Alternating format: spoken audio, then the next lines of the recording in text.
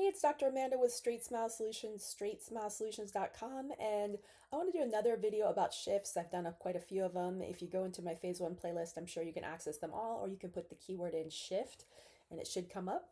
But I want to talk a little bit more about analog versus digital ways of finding out if there's a shift. And I'm definitely encountering this kind of an old school versus a new school philosophy because obviously when I was trained, there was no digital ways to do this. So we're all trained to set the jaws back and really work on the musculature. And it's a slow process sometimes to unlock a patient and try to get them back into CR. And it's a technique and it's hard to teach. It isn't something I actually have made some videos about it. If you go into my shift in YouTube and just put in the word shift, there's one where I literally show you how to do it on myself. And I do it on myself, but um, sometimes there's interferences, right?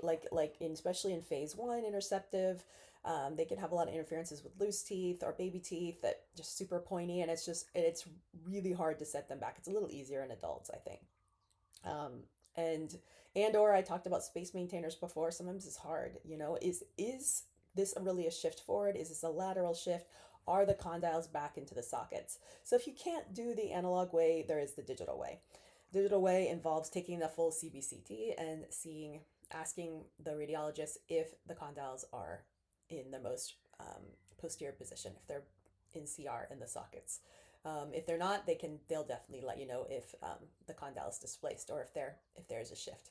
So if you got to do it, you got to do it. It's gonna cost you some money, but definitely you can't be, especially you can't be making treatment plans if they're not in the right occlusion. You're gonna screw that up. It's going to be improper. You're going to say they're class 3 when they're not class 3, or you're going to say they're normal when they're actually really class 2.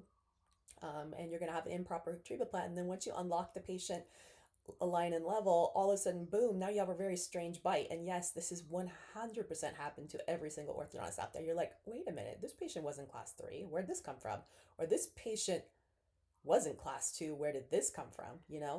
Um, and then like, oh no, you have to backpedal. And sometimes this can be, if you do something crazy if you're just aligning and leveling, expanding, it's fine. Like, oopsies, I missed it.